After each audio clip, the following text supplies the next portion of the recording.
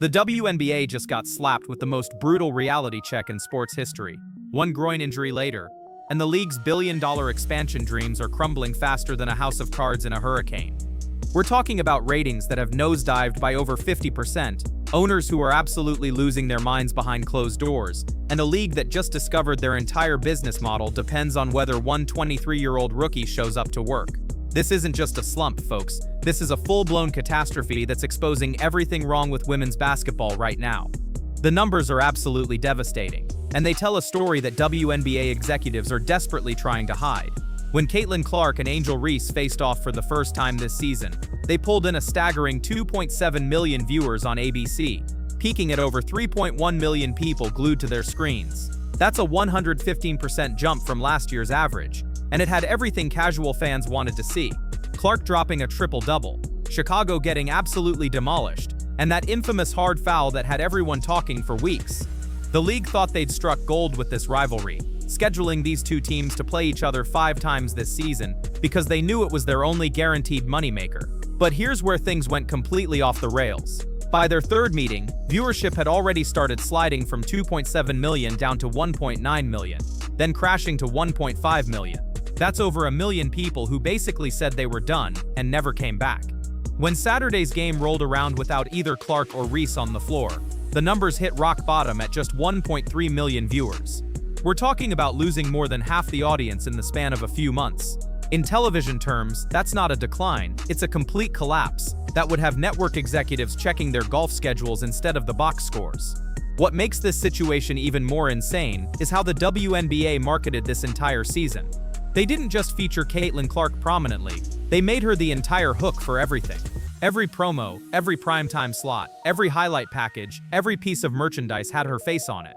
The league's marketing strategy was literally Caitlin Clark and other people, and guess what? The other people part isn't selling tickets or moving ratings needles. Without Clark on the court, you're left with teams that can barely pull the same audience as a mid-tier high school boys state championship game streaming on some random local channel. The targeting and dirty play that led to this injury didn't happen overnight. Clark has been hacked, grabbed, shoved, and taken out mid-air all season long without getting a single whistle from referees who seem to think she's an uninvited walk-on at an open gym. Landing space violations completely ignored. Arms pulled on drives waved off. Straight-up body checks at the rim treated like they never happened.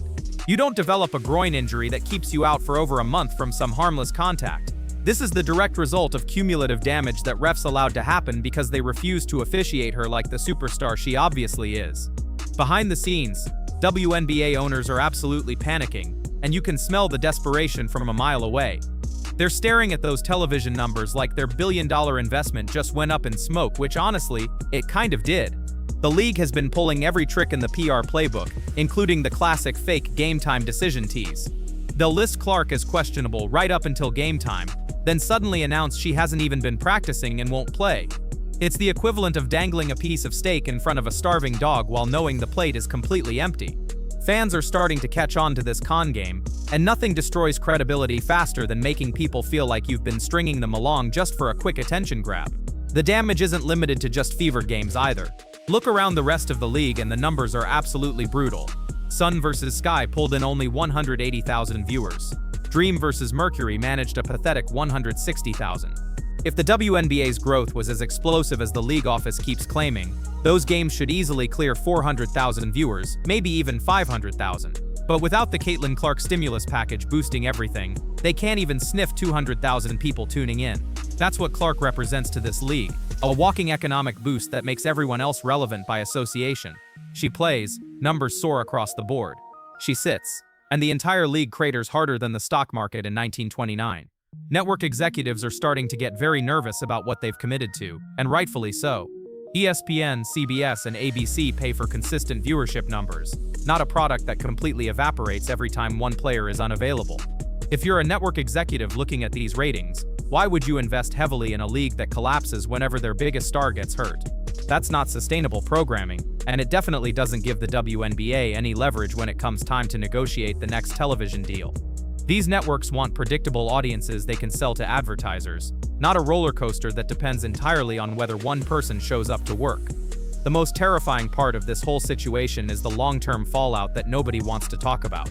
Every week Clark stays sidelined, Casual fans are building new viewing habits that don't include the WNBA. They're flipping to baseball, NFL preseason games, or literally anything else on television. Sure, some of those viewers will come back when she eventually returns, but a huge chunk of that audience is gone forever. Once a sports league loses casual viewers, it's like trying to get toothpaste back in the tube, nearly impossible. These aren't die-hard basketball fans who will watch regardless. These are people who tuned in specifically for the Clark show, and without her, they have zero interest in what the league is offering. The playoffs are supposed to be the WNBA's big moment to prove their growth is real and sustainable. But if Clark's return doesn't immediately blast ratings back to those 2 to 3 million viewer peaks we saw earlier this season, what's the excuse going to be?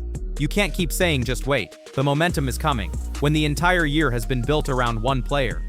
If the postseason doesn't deliver massive numbers with Clark healthy and playing, the whole growth narrative gets completely blown to pieces. This injury has exposed the WNBA's entire business model as a house of cards that was always one bad month away from total panic mode. What we're witnessing isn't sustainable league growth, it's the Caitlin Clark effect, and there's a massive difference between the two. Just like the 1990s weren't a magical boom for all of basketball, they were specifically the Michael Jordan effect. Remove Jordan from those Bulls teams, and the ratings would have tanked just like they're tanking now without Clark. The WNBA built their entire marketing strategy around one player. And now they're learning the hard way what happens when you put all your eggs in one basket and that basket gets hurt. The brutal truth is that this league has exactly one surefire ratings formula, and that's Caitlin Clark on a basketball court. Without her, national interest in the Fever and the entire WNBA disappears faster than free pizza at a college campus. Fans aren't tuning in to watch slow, sloppy basketball with officiating that looks like it's being called by people who learned the rules from a cereal box. They're not rearranging their weekends to watch teams full of players most casual viewers couldn't identify if you gave them multiple-choice answers. Until the WNBA starts protecting their investment and fixing the officiating that allowed this injury to happen in the first place, they're going to keep learning the same expensive lesson over and over again. Networks and fans will move on faster than the league can say historic growth, and all those billion-dollar expansion dreams will remain exactly that, just dreams. One injury has exposed everything wrong with this league's foundation.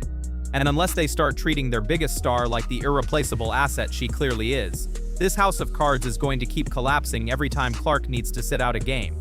The question everyone should be asking isn't when Clark will return, it's whether the WNBA has learned anything from this catastrophic wake-up call about building a sustainable league instead of a one-person circus that falls apart the moment their main attraction isn't available to perform.